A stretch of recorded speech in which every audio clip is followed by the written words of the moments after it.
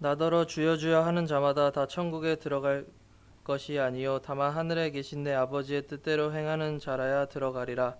그날에 많은 사람이 나더러 이르되 주여 주여 우리가 주의 이름으로 선지자 노릇하며 주의 이름으로 귀신을 쫓아내며 주의 이름으로 많은 권능을 행하지 아니하였나이까 하리니 그때 내가 그들에게 밝히 말하되 내가 너희를 도무지 알지 못하니 불법을 행하는 자들아 내게서 떠나가라 하리라. 그러므로 누구든지 나의 이 말을 듣고 행하는 자는 그 집을 반석 위에 지은 지혜로운 사람 같으리니 비가 내리고 창수가 나고 바람이 불어 그 집에 부딪히되 무너지지 하나니 이는 주추를 반석 위에 놓은 까닭이요 나의 이 말을 듣고 행하지 아니하는 자는 그 집을 모래 위에 지은 어리석은 사람 같으리니 비가 내리고 창수가 나고 바람이 불어 그 집에 부딪힘에 그 무너짐에 심하리라.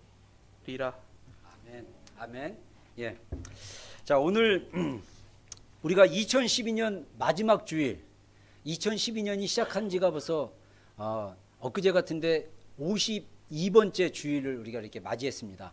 여러분들 이제 우리가 이제 내일 지나고 내일 자정이 지나면 2013년을 맞이하게 되는데, 여러분들 새해를 맞이할 수 있는 가장 좋은 방법은 뭐냐면요, 우리가 지냈던 한 해를 잘 이렇게 반성하고 정리하는 게 필요하다라고 저는 개인적으로 생각합니다.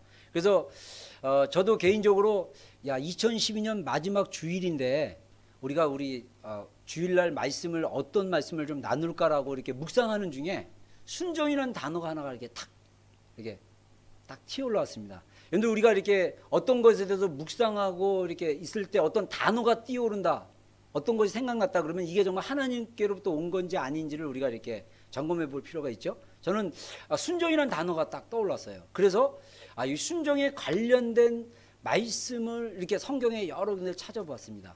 그러다가 오늘 본문을 봤어요. 근데 사실 오늘 본문의 말씀은 어떻게 보면 순종이랑 별로 이렇게 상관이 없는 것 같지만, 저의 묵상은 이 오늘 본문에 나오는 이야기가 순종과 너무나 밀접하게 관련돼 있다라는 것을 제가 이제 묵상하고 여러분들과 좀 나누려고 합니다. 여러분, 오늘 그 본문 정말 어려운 본문입니다. 왜냐하면 제가 신학교 다닐 때 이 본문은 난해 본문이라고 그랬어요. 왜냐하면 21절에 보면 사람들이, 예수님이 그러는 거예요. 사람들이 나더러 주여 주여 주여 하는 자마다 다 천국에 갈 것이 아니다, 이렇게 얘기를 하거든요. 그랬더니 그렇게 얘기를 한 것 자체가 굉장히 어려운 내용일 수도 있어요. 그래서 저 신학교 다닐 때 교수님이 그러더라고요. 이거는 좀 난해 구절이라고. 그때는 왜 그런지 이해를 못했어요. 근데 사실은 난해 구절이 아니라 우리가 진리를 더 깊이 알면 알수록 이 구절이 너무나 복음에 있어서 핵심적인 구절 중에 하나라는 것을 우리가 알 수 있습니다. 왜? 우리의 구원은 순종과 연관되어 있기 때문입니다.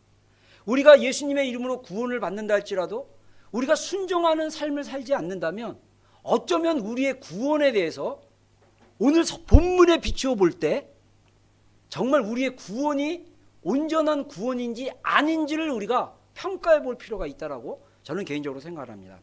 그래서 우리의 구원은 정말 예수님의 이름만 부르는 삶이 아니라 예수님의 이름을 따라 사는 삶, 예수님의 말씀대로 따라가는 삶이 얼마나 중요한지에 대해서 이 성경이 말해주고 있다는 것을 우리가 볼 수 있습니다. 그러면 먼저 우리가 두 가지 큰 교훈을 본문을 통해서 우리가 배울 텐데, 첫 번째로 순종이라는 게 뭐냐는 거예요.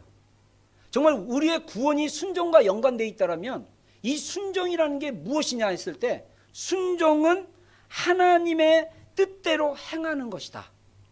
순종이 그러는 거죠. 자, 그래서 우리 한번 21절 우리 다시 한번 읽어보겠습니다.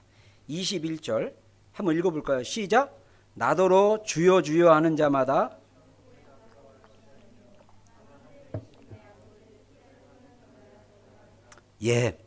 예수님이 뭐라고 전제를 했습니까? 나더러 주여 주여 하는 자마다 다 천국에 들어가는 게 아니다. 내 하늘에 계신 내 아버지 뜻대로 행하는 자다, 이렇게 얘기했습니다. 아버지의 뜻대로 행하는 것이 한 단어로 얘기한다면 그건 순종이에요. 그리고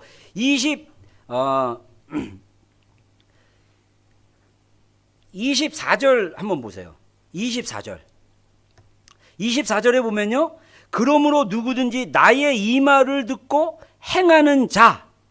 자, 여기서 예수님이 구원의, 천국에 들어가는 구원에 대해서 얘기하기를 하늘에 계신 내 아버지의 뜻대로 행하는 자, 나의 이 말을 듣고 행하는 자. 그래서 예수님의 말씀과 교훈, 그리고 하나님의 뜻, 이것을 순종했을 때 무엇이 이루어진다고요? 천국에 들어갈 수 있다. 우리말로 얘기하면 구원이 이루어진다는 얘기예요. 근데 더 재미있는 사실이 뭐냐면요, 22절에 보기를 그날에 이렇게 얘기합니다. 그날은 어떤 날입니까? 아마 우리가 죽고 나서 천국에 딱 가서 예수님을 만났을 때예요. 그때 많은 사람들이, 예수님이 적은 사람들이 그러지 않았어요? 많은 사람들이 뭐라고 합니까? 나더러 이르되, 많은 사람들이 예수님께 와서 그러는 거예요. 주여, 내가 주님의 이름으로 선지자 노릇했습니다. 주여, 내가 주의 이름으로 귀신을 쫓아냈습니다. 여러분, 불신자들이 예수님의 이름으로 귀신을 쫓아낼 수 있습니까? 쫓아낼 수 없죠. 여러분, 불신자들이 예수님의 이름으로 선지자 노릇할 수 있습니까? 할 수 없죠. 이들은 정말 예수님의 이름으로 선지자 노릇했다. 이건 뭐 선지자 노릇했다라는 것은 요즘 말로 얘기하면, 은사별로 얘기하면 예언도 하고 막 하나님의 말씀을 전했다, 뭐 이렇게 얘기할 수 있고요. 요즘 말로 얘기하면 내가 장로로서, 내가 목회자로서, 내가 또 어떤 집사로서, 내가 어떤 직분자로서 내가 예수님의 이름으로 그 일을 했다라는 거예요. 근데 예수님이 뭐라 그럽니까? 불법을 행한 자들아, 내게서 떠나라.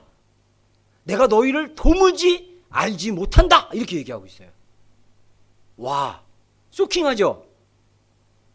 다 알고 있었나? 아, 쇼킹하지 않아요? 그러니까 신학교 교수님이 그러잖아요. 이건 난해 구절이다. 교수님도 뜨끔했나 보죠. 저 이거 가르쳤던 교수님도. 여러분, 왜 예수님이 이렇게 구분을 했을까요? 이거는 순종과 연관되어 있다는 것입니다. 여기서 정말 우리가 이 본문을 근거로 했을 때, 우리가 어쩌면 예수님 앞에 섰을 때 우리가 혼란스러울 수도 있어요. 아, 예수님, 제가 비전교회에서 리더로 리더 막 십몇 년 섬기다가 제가 막 이러저러 이랬습니다. 그리고 예수님 앞에 딱 갔는데 나는 너를 도무지 모른다. 불법을 행한 자라, 내게서 떠나라. 그렇다고 해봐서요, 완전히 여러분들 패닉 상태입니다. 여러분들, 제가 그 패닉, 여러분들이 한번 패닉이라는 표현 아시죠? 갑자기 막 너무 놀래가지고 막 손발이 부들부들 떠는 거. 제가 최근에 그걸 한번 경험했어요. 제가 이제 그날 바쁘게 우리 사모랑 이렇게 중국인 야채 가게 가가지고 야채도 사고, 그 다음에 한인식품 가갖고 뭐 사고 막 그러는데, 그때 좀 바빴거든요. 물건도 많고. 그랬는데 제가 바빠가지고 카드를 갖다가 이렇게 지갑에 넣고 보통 포주머니에 넣는데, 제가 카드랑 지갑에 넣을 시간이 없었고 물건이 많아가지고 그때 야채 산 게. 그래서 그 지갑을 가지고 차에다 넣고 제가 이제 한인샵을 들어간 거예요. 문을 잠고. 근데 한인샵에서 계산하려는데 지갑이 없는 거예요. 순간 저를 패닉에 빠졌어요. 야, 이거 손발이 막 부들부들 떠는 거야. 그러면서 야, 그 많은 중국인 야채 가게에서 내가 혹시 지갑을 놔뒀나? 막 손이 막 부들부들 떨면서 제가 차로 갔어요. 그리고 야채 가게를 가려고 그러는데 마침 제가 차 옆에다 딱 넣은 거예요. 근데 지갑을 봤는데도 손 떨린 게 아직도 멈춰지지가 않는 거야. 굉장히 제가 그때 굉장히 쫄았습니다. 여러분, 아마 주님 앞에 섰을 때 우리가 내가 모른다 그러면 기절까지 했는지도 몰라요. 주님에서 주님, 제가 이게 세상에 사실 때 제가 막 이것도 하고 이것도 막 있으니까, 나 너 모른다. 불법을 행한 자라, 내게서 떠나라. 바로 기절. 아니면 아나니아와 삽비라처럼 바로 그냥 심장마비로 그냥 넘어질지도 모르죠. 여러분, 우리가 정말, 여러분, 이거는 하나님의 말씀에 비추어서 우리가 기준으로 살아간 것에 대한 예수님의 경고입니다. 실제로 이 일이 일어난 것이 아니고 앞으로 이런 일이 이루어질 거라고 예수님이 말씀하신 거예요. 그래서 영어 성경에 보면 will이라고 얘기해요. 미래 동사로 얘기합니다. 그날에 많은 사람들이 이렇게 할 것이다. 미래형 동사로 얘기를 하고 있는 거예요. 왜 예수님이 굳이 이 말씀을 우리에게 말씀하고 있습니까? 경고로 주시는 거예요. 경고로. 니네들의 삶이 이런 많은 사람들의 삶을 살지 말라는 거예요. 우리가 예수님 앞에 섰을 때 잘하였다, 착하고 충성된 종아, 칭찬받는 삶을 살아가는 거예요. 아멘입니까?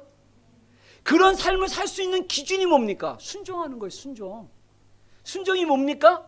하나님의 말씀과 하나님의 뜻대로 행하는 삶이에요. 여러분, 만약에 우리가 그렇게 살고 있지 않다면 우리는 순종하는 삶이 아니에요. 그래서 여기서 예수님께서 23절에 예수님이 자기는 정말 이렇게 잘 살았다고, 신앙생활 잘했다고 생각했는데 예수님이 아니야, 너는 신앙생활 잘못했어라고 경고했을 때 두 가지를 지적하세요. 첫 번째는 뭐냐면 내가 너희를 도무지 알지 못한다는 거고요. 두 번째는 뭐냐? 불법을 행한 자라 그랬어요. 여기서 불법이란 단어는요, 요한일서 3장 4절에 죄를 짓는 자마다 마귀에게 속하나니 죄는 불법이니라 이렇게 얘기해요. 그래서 요한일서 3장에 의하면 죄는 불법이래요. 근데 이 불법이란 말이 헬라어로 아노미아예요. 아노미아. 이 아노미아라는 것은 뭐냐면 제가 못 외워서 이렇게 제가 적어왔어요. 그 아노미아라는 그 헬라어 사전적 의미가 법에 대한 무지나 위반으로 인해 법 없이 존재하는 상태. 다시 말해서 그 법에 대해서 몰랐어요. 그래도 내가 그 법을 몰랐거나 내가 알고도 그 법을 지키지 않고 존재한 그 상태, 그게 불법이라는 거예요. 이 말은 다시 말로 얘기하면요, 하나님의 뜻이나 말씀대로 사는 것이 아니라 내 뜻대로 살아가는 거예요. 여러분, 만약에 우리의 인생의 결정에서 내 뜻대로 결정하는 것은요, 불순종이나 마찬가지예요. 우리가 하나님 뜻대로 결정하는 삶을 살아야 돼요. 우리가 착각하는 신앙 중에 하나가 뭐냐면요, 모든 계획을 내가 세워요. 여러분, 그거 틀렸어요. 우리 인생을 향한 하나님의 계획이 있다고 합니다. 아멘입니까? 우리 인생을 향한 하나님의 비전이 있어요. 우리 인생을 향한 하나님의 목적이 있어요. 그러면 우리는 어떻게 해야 됩니까? 하나님의 뜻을 물어봐야죠. 우리가 하나님께 물어보고 우리의 인생을 계획해야 되는 거 아닙니까? 할렐루야. 여러분, 그래서 여러분들이 2012년을 여러분의 뜻대로 여러분의 마음껏 살았다면 불순종한 삶이에요. 여러분, 회개하셔야 돼요. 2012년에 하나님이 여러분의 삶 가운데 어떤 뜻을 보여줬고 하나님이 어떤 말씀을 주셨으면 여러분들이 그걸 순종했으면 예, 잘했습니다, 주님이 칭찬해 주실 거예요. 여러분, 이게 기준이에요. 여기서 불법이라는 것은 내 뜻대로 살아가는 것입니다. 내가 결정하고 내 뜻대로 살아가는 삶, 그게 불순종과 순종의 반대가 또 불순종이죠. 그래서 불법이라는 것은 내 뜻대로 살아가는 삶을 얘기합니다. 여러분, 특별히 신약 성경의 기준으로 봤을 때 여러분들, 우리 진짜 크리스찬들 회개 많이 해야 돼요. 우리 비전교회 지체들, 그리고 우리 여기 있는 모든 분들, 우리 회개 많이 해야 돼요. 진짜 해요. 여러분들, 우리가 읽었던 본문 마태복음 7장 이 뒷부분은요, 산상수훈의 결론으로 예수님이 말씀하신 거예요. 여러분, 결론되는 어떤 예수님의 생애를 3년 반 동안 복음서에 기록되어 있는데 그 기록되어 있는 거에 사실 마태복음의 핵심적인 메시지는요, 어떻게 보면 마태복음 5, 6, 7장이에요. 이걸 갖다가 우리가 신학적인 용어로, 성경적인 용어로 산상수훈이라고 얘기합니다. 마태복음 5장부터 그 팔복 이야기를 하면서 6장 이야기하고 7장 이야기하고 그리고 산상수훈의 이야기를 마무리 지는 결론의 이야기가 오늘 본문이에요. 순종에 관련된 말씀이에요. 그래서 예수님이 뭐라고 그럽니까?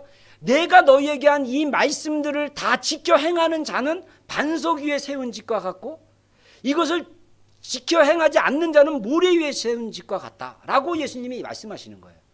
그러면서 예수님이 산상수훈에서 마태복음 5장, 6장, 7장에 있어서 우리에게 요구되는, 우리가 예수님의 이름을 부르고 예수님을 믿고 거듭난 크리스찬으로서, 이 거듭난 크리스찬은 시민권으로 따지자면 우리는 하늘 시민권을 가진 사람들이에요. 우리는 시티즌스 오브 헤븐, 그러니까 천국 시민권을 가진 사람으로서 우리가 어떻게 이 땅에서 살아가야 될지에 대한 실제적인 삶의 교훈들, 지침들을 산상수훈에 얘기하고 있어요. 얘를 우리가 한번 간단하게 정리하면서 한번 찾아볼까요? 마태복음 여러분들 5장, 특별히 마태복음 5장 앞쪽에는 8가지 블레싱에 대해서 얘기하고 있습니다. 그건 넘어가고요. 21장부터 21절부터 26절까지는요. 미움과 용서에 관한 얘기를 하고 있어요. 여러분, 많은 크리스천들이 마음에 미움을 가지고 삽니다. 불순종입니다. 이건 불법을 행하는 거예요. 한번 보겠습니다. 마태복음 5장. 마태복음 5장 21절부터 26절 한번 보겠습니다. 우리 교독하겠습니다. 마태복음 5장 21절부터 26절까지 우리 한번 교독할까요? 제가 21절 읽고 여러분들이 22절 읽고 26절까지 교독하겠습니다. 옛사람에게 말한 바 살인하지 말라. 누구든지 살인하면 심판을 받게 되리라 하였다는 것을 너희가 들었으나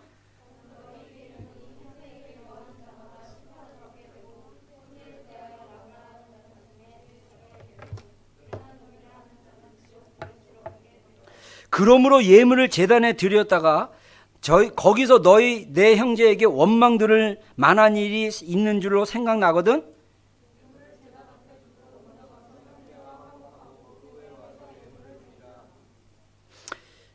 너를 고발하는 자와 함께 길에 있을 때 급히 사화하라. 그 고발하는 자가 너를 재판관에 내어주고 재판관이 옥리에게 내어주어 옥에 가둬둘까 염려하라.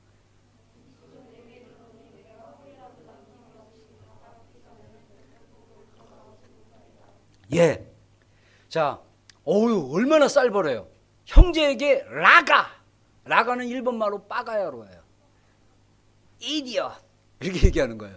근데 이게 그냥 우리는 그냥 이게 요즘은 솔직히 욕이 일상화돼 가지고 막 심한 욕도 하잖아요. 근데 여기 성경에서 말하는 그 일상화된 욕이라기보다는 정말 그 마음의 미움을 갖고 욕한 거에 대해서 아마 얘기할 거라고 저는 그렇게 생각해요. 그렇게 욕하면 다 지옥 가요, 우리. 그렇죠? 다 그냥 입에 그 F 달고 막 그냥 I 달고 막 이런 애들은 다 지옥 가죠. 그런 뜻이 아니고 그 마음의 미움을 가지고 형제를 향하여 욕을 했을 때 지옥 간다고 그랬어요, 예수님이. 와, 그럼 여러분들이 그런 캐시니까 아니 그럼 내가 예수님처럼 그렇게 성품이 고귀해야 되나? 여러분 그렇게 되도록 노력해야 돼요. 할렐루야. 여러분 진짜 그런 삶을 우리가 살아야 돼요. 예수님이 구원받은 우리 성도들의 삶이 천국 수준의 삶으로 기준을 정해버렸어요. 그래서 여러분들 힌두교의 대표적인 성자였던 마하트마 간디, 영국에서 옥스퍼드인가 나오고 캠브리지인가 옥스퍼드 나오고 변호사가 되고 인도 독립에 결정적인 영향력을 미쳤던 그 간디가 이 산상수훈 말씀을 제일 좋아했대요. 예수님의 이 산상수훈 말씀은 고도의 윤리고 어떤 종교에서 발견할 수 없는 삶의 모습을 교훈하기 때문에 그런 되게 좋아했던 구절 중에 본문이라고 얘기합니다. 여러분 저도 옛날에 우리가 순종이라는 그 깊은 하나님의 기준으로 이 말씀을 보지 못하면요 우리 이렇게 살 수 없어요. 근데 예수님께서 우리에게 이렇게 살아가도록 우리에게 요구하고 계신다는 거예요. 좀 부담스럽죠. 오늘 말씀 듣기가. 야, 이렇게 살기가 쉽지 않죠? 특히 형제 자매들, 특히 젊은이들, 요즘 같은 우리 세대와 다른 여러분의 젊은이들이요 정말 무서운 말씀 또 있습니다. 27절부터 한번 보세요. 간음에 대한 교훈입니다. 27절부터 32절까지 한번 보세요. 27절부터 우리 한번 좀 교독해 보겠습니다. 또 간음하지 말라 하였다는 것을 너희가 들었으나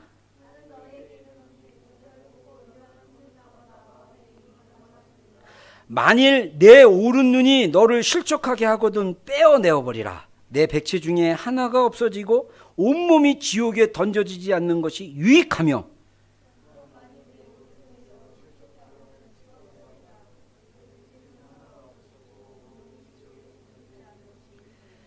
또 일러스되 누구든지 아내를 버리려거든 이혼 증서를 줄 것이라 하였으나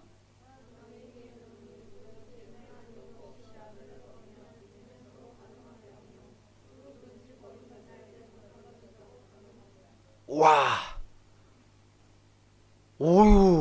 몰랐죠? 여러분들 이거 읽었는데 대충 읽었죠? 하나님의 기준이 이렇게 높아요. 예수님의 기준이. 간음이라는 게 뭡니까? 여자 남자 이렇게 유부녀 뭐 이런 거잖아요, 그렇죠? 근데 예수님 뭐라 그래? 여자를 보고 음욕을 품으면 이미 마음에 간음하니라. 너희가 살인하지 말라는 말을 들었으나 너희 마음속에 미움을 가진 자들은 이미 살인하였느니라. 와. 그리고 죄에 대한 하나님의 단호함이 있습니다. 뭡니까? 죄에 대한 단호함. 오른손이 죄를 짓거든 잘라버려라. 안 그러면 온몸이 어디를 가요? 지옥에 간다. 이 얘기는 뭡니까? 오른손이 죄 짓는 짓을 하면 내 몸은 같이 딸려서 지옥에 간다는 거예요. 저기 에어컨 틀어.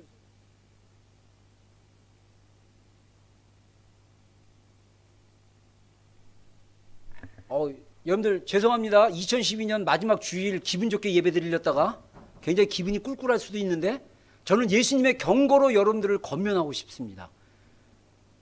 여러분 정말 우리 크리스찬들이, 저는요 크리스찬임에도 불구하고 그 마음의 미움을 가지고 사는 사람들을 봤어요. 근데 누구를 미워하느냐? 가족의 지체를 미워해요. 남편을 미워하고 아내를 싫어하고 막 자녀들이 부모를 미워하고 증오하고 교회 공동체 안에 서로에 대해서 미움이 있고, 여러분 이거 불법을 자행하는 거예요. 회개하셔야 돼요. 2012년 그런 삶을 살았다면 회개하셔야 됩니다. 그리고 2013년 주님이 주신 말씀대로 살아가야 됩니다. 할렐루야. 여러분 이게 주님이 주신 우리의 경고입니다. 그리고 뭡니까? 마태복음 6장에 보면요, 5장에 보면 또 원수를 사랑하라고, 6장에 보면 외식하는 거에 있고, 또 7장에 보면 비판하는 거, 외식하는 거에 되어 있어요. 여러분 또 우리 한국 사람들 잘 비판하잖아요. 그리고 많은 사람들이 남이 나를 어떻게 보느냐에 따라 신경을 엄청 쓰잖아요. 그죠? 제가 얼마 전에 우리 은정자매 통해서 파마를 했는데 그 전까지 제 주변에 있는 여러 지체들이 시험에 들었습니다. 스타일이 노숙자 스타일 같다 그리고 머리가 막 그냥, 저는 예수님처럼 머리를 더 길르고 싶었는데 막 핍박이 좀 있었어요. 얼마나 힘들까? 핍박한 사람들도 힘들어요. 판단하기에. 너희가 판단하지 마라. 너희가 헤아리지 마라. 너희가 헤아리는 그 헤아림으로 헤아림을 받을 것이다. 저는 이 진리를 믿었기 때문에 제 안에 자유함이 있었습니다. 근데 판단하는 사람들은 그 판단 때문에 괴로운 거예요. 오늘날 많은 크리스찬들이 남을 판단하고 남을 정죄하고 남을 헤아리는 데 바빠요. 왜 판단하고 왜 헤아리고 왜 정죄합니까? 하나님의 기준이 아니라 자기 기준으로 하기 때문에 그래요. 이건 하나님의 뜻이 아닌 거예요. 맞습니까? 틀립니까? 여러분 안에 어떤 지체들의 삶에 대해서, 행위에 대해서, 어떤 사람들에 대해서 판단하지 마십시오. 여러분 분별하십시오. 그의 삶이 하나님의 삶의 기준에 맞췄는지 안 맞췄는지 분별하십시오. 판단하면 예수님이 분명히 얘기하기를 너희가 하는 그 판단으로 너희가 판단을 받을 것이다. 여러분 그것은 뭐냐면요, 우리가 지금 이게 지체들을 판단하잖아요. 예수님이 우리를 판단할 거라는 거예요. 여러분 우리가 하나님의 말씀을 좀 더 깊이 들어가 보면요, 하나님이 우리에게 원하시는 게 뭐냐면요, 만약에 우리 공동체 크리스찬들끼리 서로 긍휼히 여기지 않는다, 그러면 그 긍휼히 여기지 않는 것으로 인해서 하나님이 우리를 긍휼히 여기지 않을 수도 있어요. 그게 영적인 원리예요. 우리가 다른 사람을 긍휼히 여기는 그 순간 하나님이 우리를 긍휼히 여기십니다. 할렐루야. 하나님의 말씀의 원리는요, 내가 어떤 것을 먼저 하느냐가 굉장히 중요해요. 그래서 구약의 말씀들이나 신약의 말씀들의 많은 것들이 조건절이에요. If you do something, I'll do something for you예요. 이게 하나님의 약속의 원리예요. 만약에 네가 이것을 한다면 내가 이것을 해줄 것이다, 이렇게 얘기하는 거예요. 이게 성경에 나와 있는 원리예요. 근데 하나님의 말씀 이따가 아니라 우리 송우영 신일 때 하나님의 말씀 우리 세미 자매가 준비하고 막 그랬는데, 코팅해서 이제 저녁에 우리 새해 맞이하면서 말씀을 이렇게 뽑을 때 그거 보세요. 많은 부분이 if you do예요. 만일 네가 이거 한다면 내가 너에게 이렇게 해주겠다. 하나님의 말씀의 원리예요. 그래서 우리의 순종이 하나님의 기준에 있는 구원에 이룰 수 있느냐 없느냐를 기준하는 것입니다. 여러분, 그리고 우리가 두 번째, 우리가 순종에 대해서 우리가 알아야 될 게 뭐냐면요, 순종하는 삶은 주님과의 친밀한 교제 가운데서 나온다라는 거예요. 여기에 우리의 해답이 있어요. 여러분, 예수님이 말한 이 기준들, 목사인 저도 사실 굉장히 힘들어했어요. 제가 전에도 몇 번 나눴던 저의 간증이지만, 저는 그 산상수훈 중에 누가 오른쪽 뺨을 때리거든 왼쪽 뺨을 내밀며, 누가 겉옷을 달라고 그러면 속옷까지 주며, 여러분들 그렇게 할 수 있어요? 저는 못한다 그랬어요. 목사님에도 불구하고 나 이렇게 못해.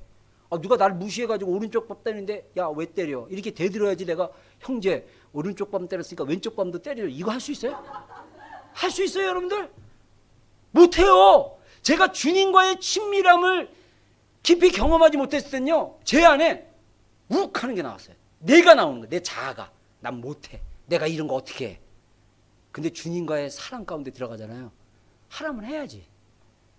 이게 친밀한 교제에서 나오는 순종이에요. 그래서 순종이 우리 삶 가운데 온전히 이루어지는 방법이 뭐냐면요, 그것은 친밀한 교제 가운데 이루어진다는 거예요.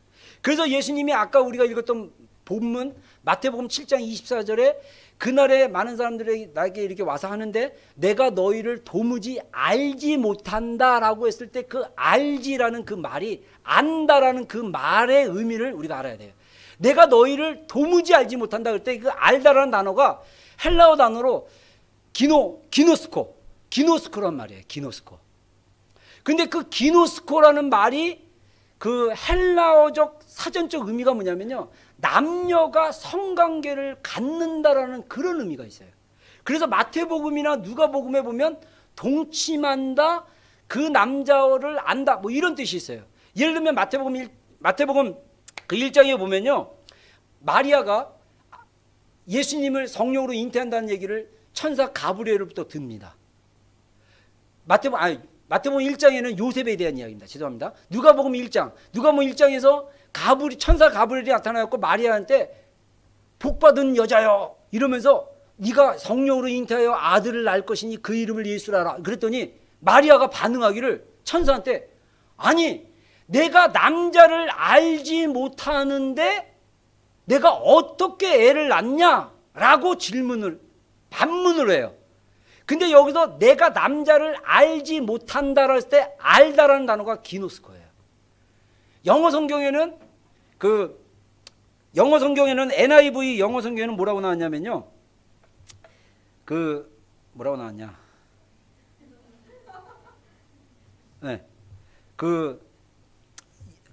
NIV 영어 성경에는 Since I am a virgin이라고 나와 있는데, 제가 헬라어 성경이 있거든요. 헬라어 성경 밑에 영어로 된 버전본이 있어요.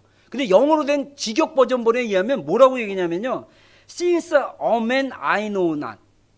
이거 뭐냐면 내가 한 남자와 성관계를 갖지 않았는데 내가 어떻게 임신을 할 수 있느냐, 이 뜻이에요.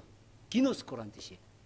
그리고 마태복음 1장에 보면요, 1장 25절에 이 천사가 동일하게 요셉에게 나옵니다. 알다시피 여러분들 요셉과 마리아는 약혼한 사이예요.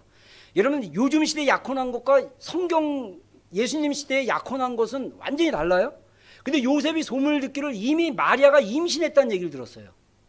여러분 그때 당시 약혼한 여자가 그 약혼한 남자 외에 다른 남자랑 이렇게 임신했다 그러면 돌 맞아서 죽었거든요, 율법에 의하면. 근데 요셉이 마리아를 갖다가 이제 파혼을 하려고 그랬어요. 근데 꿈에, 마태복음 1장 25절에 보면 꿈에 천사가 나타났다 그랬어요. 천사가 나타나왔고 아마 마리아에게 나타났던 가브리엘일 것입니다. 천사가 나타나서 뭐라고 합니까? 네가 마리아를 데려오기를 두려워하지 마라. 그러면서 저가 그 성령으로 잉태했느니라. 그러면서 요셉이 성경에 뭐냐면 1장 25절에 보면요, 요셉이 아들을 낳기까지 마리아와 동침하지 아니하였다는 구절이 나와요. 여기서 동침한다는 단어가 헬라어 버전에 의하면 동일하게 기노스코예요.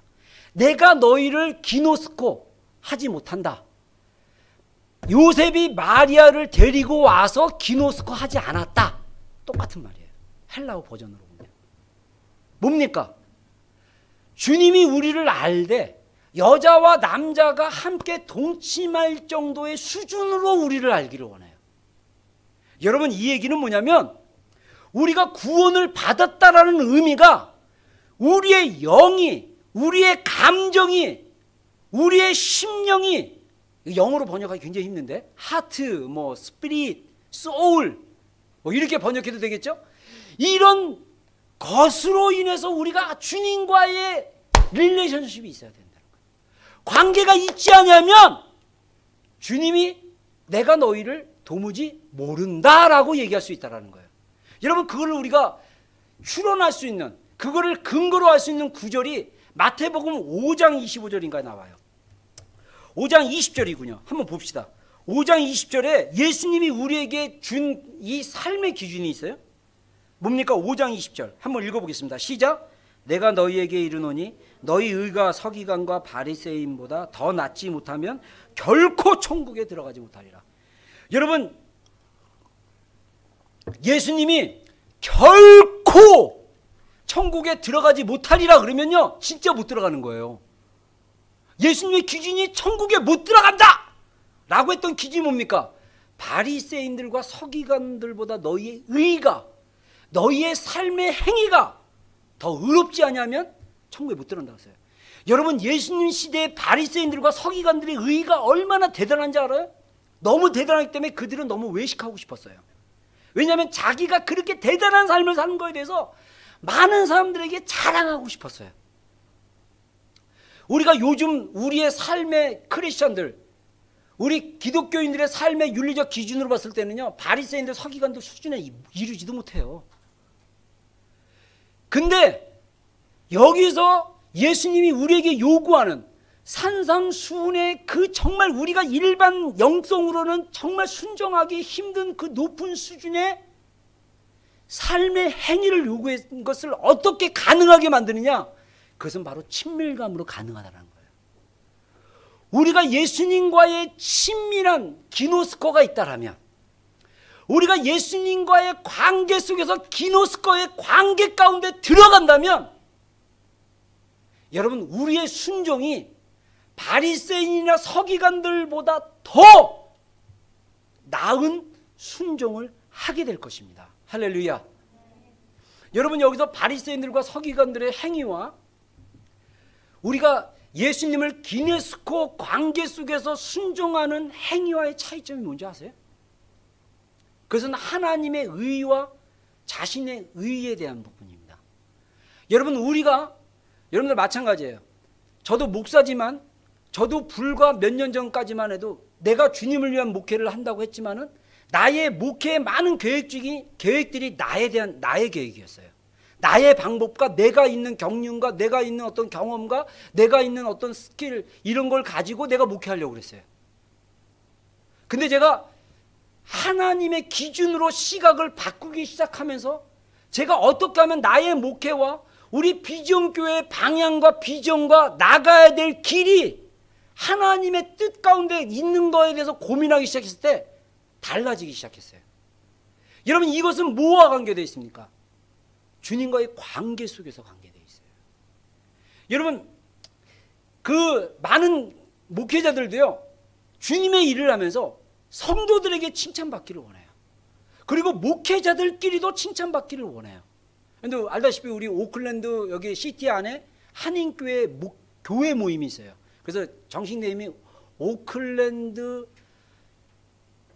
코리안 처치스 인 뭐 카운슬인가 뭐 이런 거 있어요. 그래서 오클랜드에 있는 교회 담임 목회자들의 어떤 모임 이런 게 있어요. 근데 만약에 제가 나의 의를 드러나는 목회로 했다면 저는 그 모임 갈 때마다 힘들 거예요. 왜냐하면 교회 11년 했는데 교회가 여전히 작아요. 제가 옛날에 여전히 담임 목사였을 때 다른 교회, 큰 교회 부교육자였어요. 그래갖고 제가 그 분이랑 교제했는데 어느 순간에 그 교회 담임 목사님이 되신 거예요. 나이는 저보다 한참 어립니다. 사람들의 대우가 좀 달라요. 그분이 부교육자로 했을 때, 여러분, 이게 인간 관계예요. 그래서 한국 사람들이 높이 올라가고 싶고 명예 가지고 싶고 파워 가지고 싶고 막 이런 거예요. 이게 웃기게 기독교 안에도 그런 게 있어요. 슬프죠? 우리가 주님의 기준으로 살아가야 됩니다. 할렐루야. 저는요, 그래서 한국에서 시골에서 몇 명 안 되는 교회 목회하시는 분들, 20년을 목회했는데 여전히 작은 교회 목회하시는 분들, 그분들이 하나님의 뜻대로 목회를 했다면 여러분들 칭찬해 줘야 돼요. 그분들 격려해 줘야 돼요. 여러분들 큰 교회 목사님들, 유명한 목사님들, 막 그냥 잘난 목사님들, 막 그냥 백그라운드 좋은 목사님들, 그분들만 존경하지 마시고요, 이름 없이 빚도 없이 꿋꿋하게 주님 말씀에 순종하는 목사님들 존경해 주는 여러분이 되기를 주님으로 축원합니다. 여러분, 우리는 자기의 의의로 살다 보면요, 남이 나를 알아주기를 원하는 거예요. 그럼 목회도요, 성공하고 싶으면 목회하고 싶은 거예요. 저는요, 많이 봐요. 한국 교회가, 우리의 교회들이 왜 성경에서 말하고 있는 기준대로 살고 있지 못하느냐? 우리의 삶의 기준이 자기 의의로 맞춰졌기 때문이에요. 여러분의 삶도 마찬가지예요. 다른 사람들이 여러분을 인정해 주든 안 인정해 주든 여러분들이 그 진리라면 그 진리를 향해 순종하는 여러분이 되기를 주의 이름으로 축원합니다. 여러분, 이게 바로 진리대로 사는 삶이에요. 이게 바로 예수님이 말씀하신 좁은 길로 들어가는 삶이에요. 넓은 길은 많은 사람들이 찾고 그 길은 멸망의 길이지만 너희들은 좁은 길로 들어가라. 좁고 협착하고 힘들기 때문에 많은 사람들이 그 길로 가지 않지만 너는 좁은 길로 들어가라. 그 길이 생명의 길이니라. 여러분, 우리가 크리스찬으로서 이 세상에 살면서 세상을 쫓아가면요, 그 사람 지옥 갈 수 있어요. 성경의 원리입니다. 왜 그런지 아세요? 아까 얘기한 대로 우리가 그 순종이 친밀감과 온다고 그랬어요. 여러분, 우리가 구약 성경을 자세히 보면요, 다른 종교를 가지거나 다른 우상을 섬기는 행위를 우리가 구약 성경에 하면 영적인 간음이라고 얘기해요. 스피리추얼 어덜터리라고 얘기할 수 있겠나? 그래서 구약 선지서나 여러분들 구약 그 역사서 같은 거 쭉 읽어보면요, 이스라엘 백성들이요, 진짜 쌀벌해요. 저는 우리 구약 성경 공부 수요일날 하면서 저도 구약을 한번 쫙 훑으면서 특히 역대기 상하 막 구약에 나와 있는 어떤 구약의 역사들을 보면서 깜짝 놀란 게, 다시 알았던 거지만 이게 뭐라 그럴까, 더 이렇게 확 와닿던 부분들이 뭐냐면요, 솔로몬이 하나님의 성전을 건축했지만 솔로몬이 와이프가 1000명이었던 거 알죠?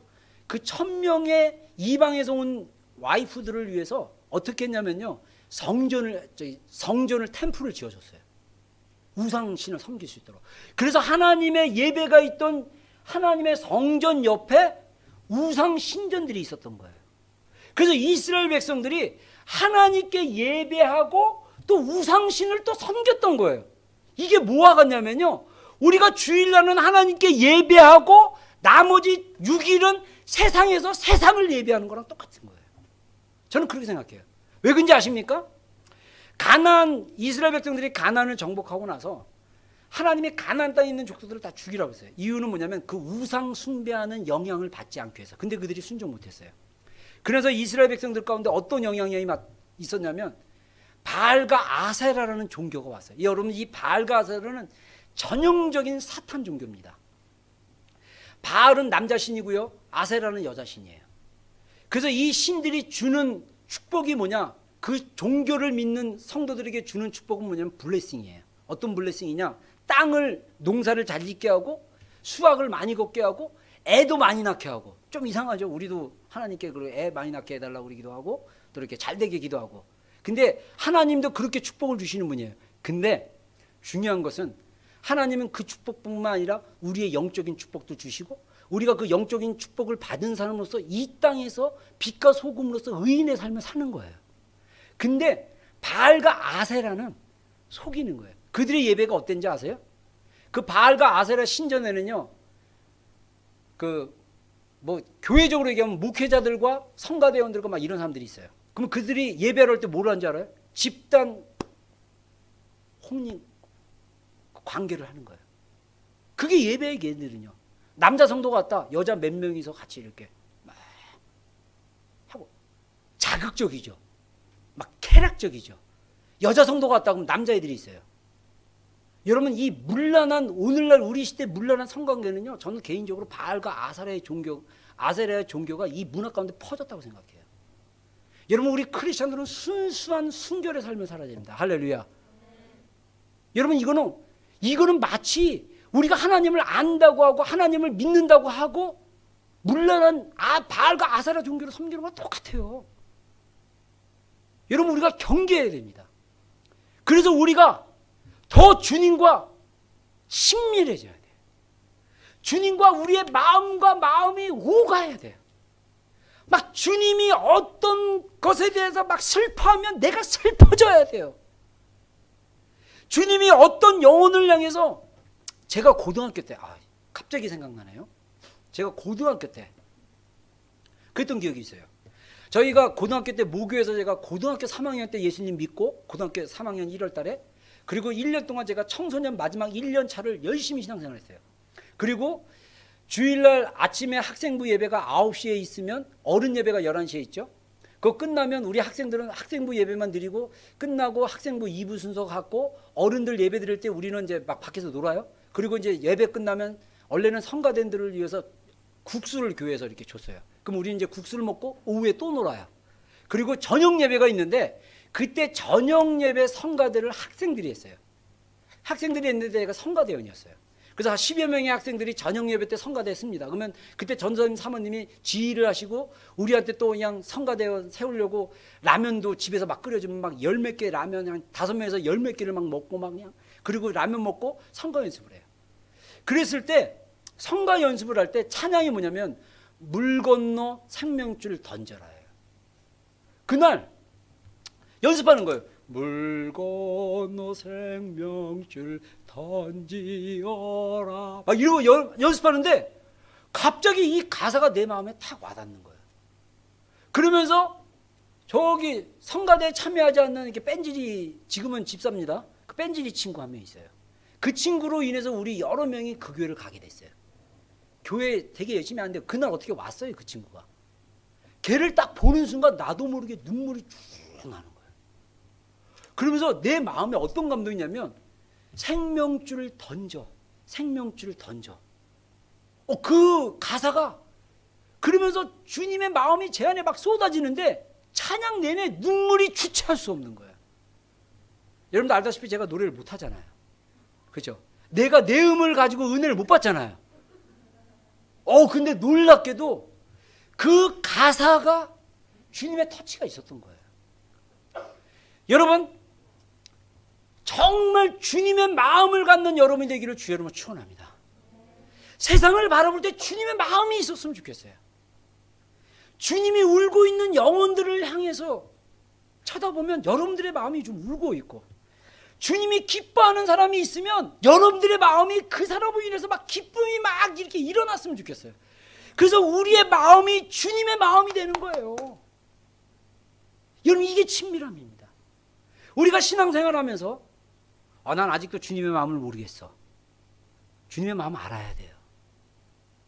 여러분, 십자가는요, 십자가를 통해서 우리가 구원을 얻는다고 합니다. 이건 단순한 교리가 아닙니다. 이거는 진리입니다. 이거는 실제예요.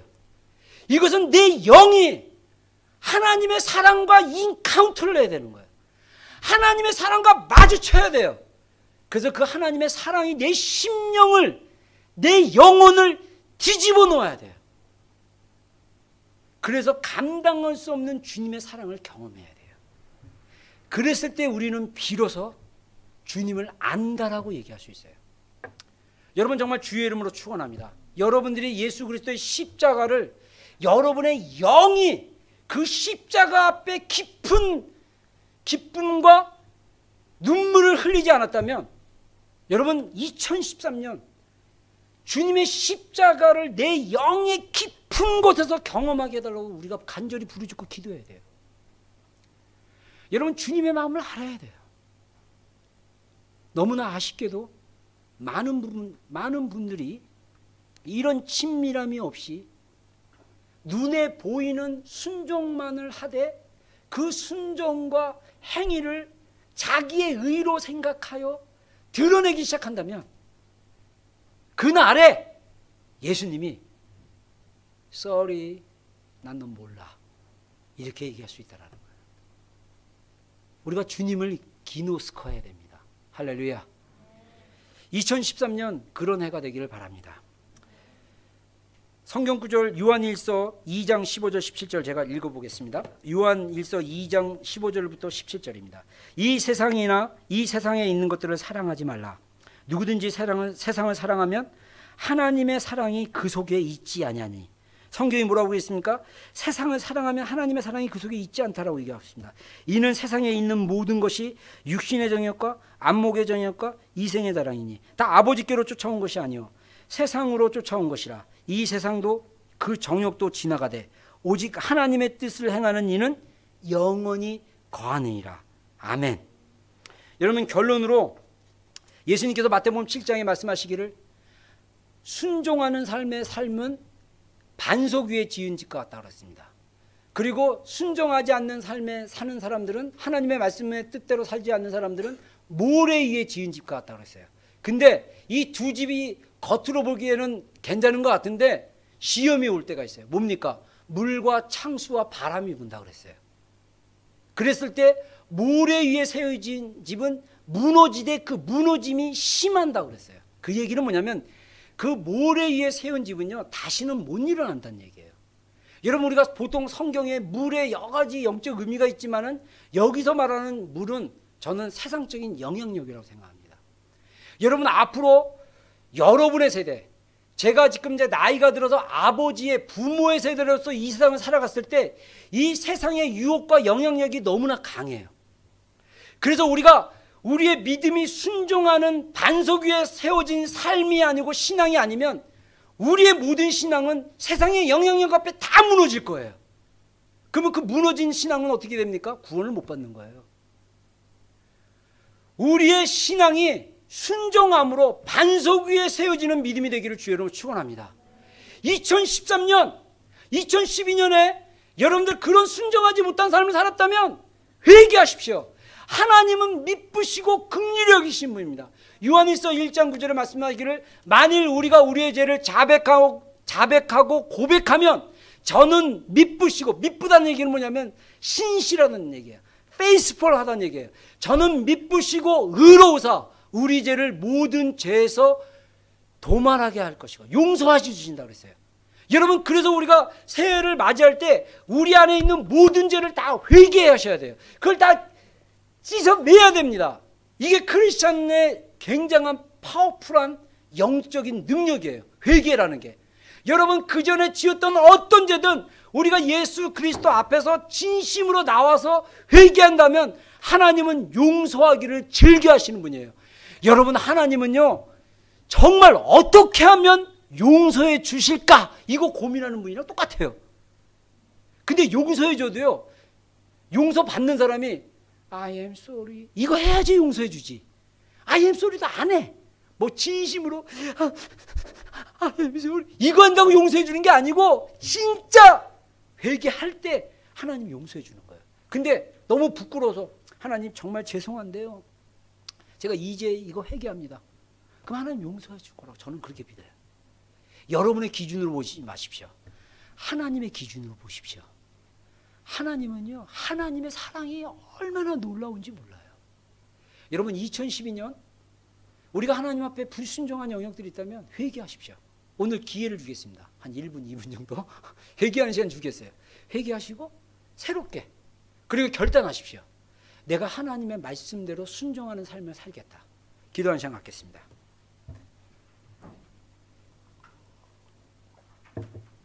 반주 부탁하고요.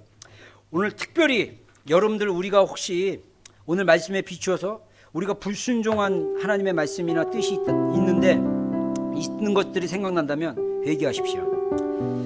우리가 아까 말씀하신 대로 우리 마음에 있던 어떤 정욕이나 미움이나 용서하지 못하는 거나 또는 다른 지체를 향해서 다른 주변에 관계에 있는 사람들을 향해서 내가 욕했던 거 잘못했던 거 있다면 여러분 회개하십시오. 그거는 불법에 머무는 것입니다. 회개하지 않는다면 여전히 죄가 우리 가운데 있는 것을 보게 됩니다. 우리가 예수님의 이름을 정말 의지해서 이 시간에 하나님 앞에 회개할 것은 회개하는 시간을 가졌으면 좋겠고요. 더 나아가서 우리가 기도할 때 정말 2013년 하나님의 말씀을 온전히 순종하는 제가 되게 해주십시오. 2013년 주님의 관계 속에서 더 깊이 들어가는 제가 되게 해주십시오. 주님의 마음을 알고 주님의 감정을 알고 주님의 사랑을 아는 자 되게 해주십시오. 그렇게 기도했으면 좋겠습니다. 같이 기도하겠습니다.